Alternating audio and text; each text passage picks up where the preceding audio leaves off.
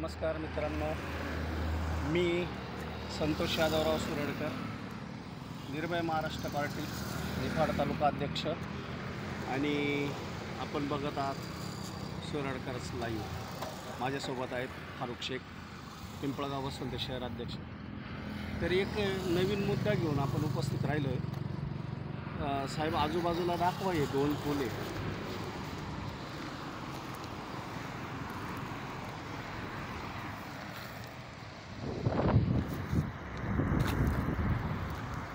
आता आपण बघितलं असेल का शेजारी दोन पूल आहेत, एक जुना आहे एक नवा आहे। जो नवा पूल आहे परिसर आहे वीटभट्टी एरिया, हा नवीन पूल दिसतोय। हा गेली 2 वर्ष झाले या पुलाचं काम चालू आहे। ठिकाण सांगतो मी, पिंपळगाव बसवंत ते निफाड रोड, निफाड रोड म्हणजे पिंपळगाव ते निफाड जाताना पाराशरी नदीवर पिंपळगावच्या एक्झॅक्ट जवळ स्मशानभूमीच्या जवळचा पूल आहे हा, जिथं कचरा डेपो पण आहे आपला पिंपळगावमध्ये। ते हे ठिकाण आहे। या ठिकाणी हा रस्ता आहे, रस्ता दाखवा।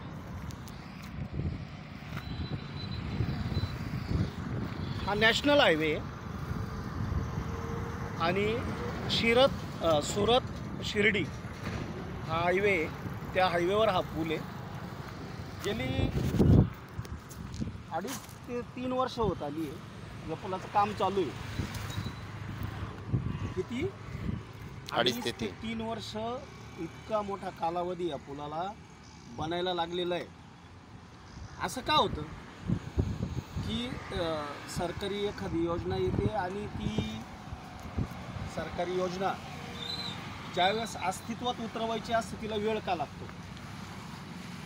काय अनेक गौडबंगल आहे त्याच्यामध्ये, परंतु उगाच जनतेला वेठीस धरलं जातं। आज याच्यावर डांबर टाकलेलं आहे रोडवर, पहिलं काहीच नव्हतं।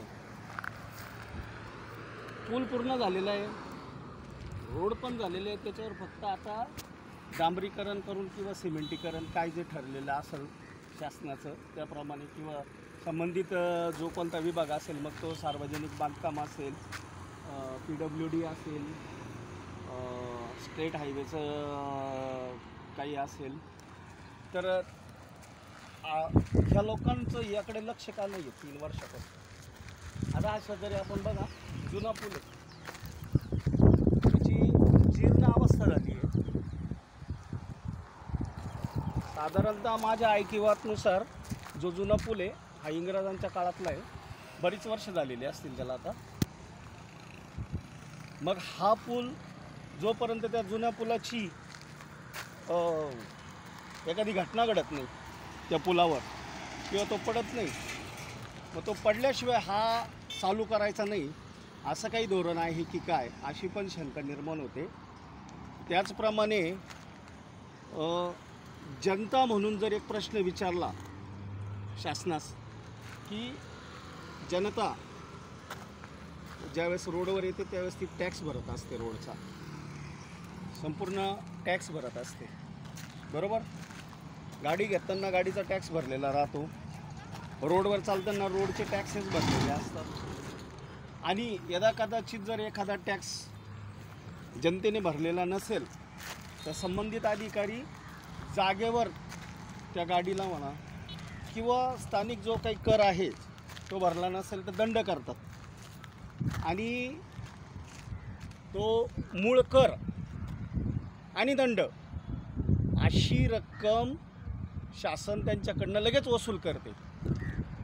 ठीक आहे, हा महसुलाचाच भाग आहे, तो महसूल सगळा शासनाला जमा होतो आणि त्याच्यातनं चांगले कामं घडतात। परंतु ती जी प्रक्रिया जितकी फास्ट होते, मग ही प्रक्रिया तितकी फास्ट का होत नाही, याच्यामागे काय कारण असतं?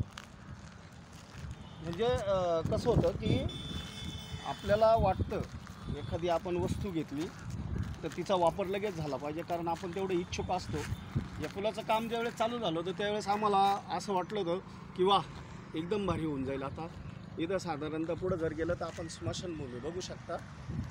तर एखादा घटना घडली, मृतदेह जेव्हा इथं आणला जातो स्मशानभूमीमध्ये, तर त्यावेळेस रोडवर गर्दी होऊन जाते आणि मग हा रस्ता छोटा पडतो, कारण एकच पूल आहे, रहदारी जास्त असते, कारण नॅशनल हायवे शिर्डीकडनं येणारे लोक आहे, औरंगाबाद, सुरत या अनेक भागातून लोक ह्या रस्त्यावर, वर्दळीचा भाग असतो. आत्ता तुम्ही बघत असाल की व्हिडिओ चालू असताना भरपूर वाहन येतं जात आहे. तर निश्चितच सरकारने या वाहनांना रस्ता मोकळा उपलब्ध व्हावा म्हणून हा प्रकल्प उभारला असेल, परंतु त्या प्रकल्पाला वेळ जास्त लागलेला आहे. तर निश्चितच या गोष्टीकडे संबंधित अधिकाऱ्यांनी लवकरात लवकर लक्ष देऊन हा पूल चालू करावा नागरिकांसाठी. एवढी प्रांजळ, प्रेमळ आणि नागरिकांच्या हेतूनी निर्भय महाराष्ट्र पार्टीची भावना आहे.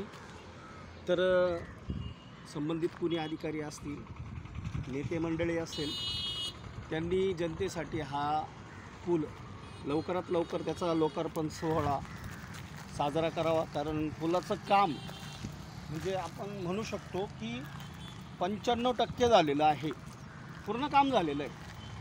याच्यावर फक्त आता डांबर टाकून तुम्हाला रस्ता लोकार्पण करण्याचा सोहळा करायचा आहे आणि त्याला जर इतका उशीर लागत असेल ती अत्यंत खेदनीय आणि गंभीर बाब आहे. माझ्यासोबत आहेत फारुख शेख, ज्यांनी कॅमेरा पकडला आहे, ते आपल्या शहराचे अध्यक्ष आहेत, शहराध्यक्ष. तर परत एकदा शासनाकडे आपली नम्र निवेदन आहे की आपण लवकरात लवकर सदरील पूल चालू करून जनतेला सहकार्य करावं आणि त्यांनी भरलेला कराचा मोबदला त्यांना कशा स्वरूपात परत करता येईल याची नोंद घ्यावी. एकच लक्ष जनतेचा प्रश्न. एकच लक्ष जनतेचे प्रश्न. वंदे मातरम. वंदे मातरम. धन्यवाद.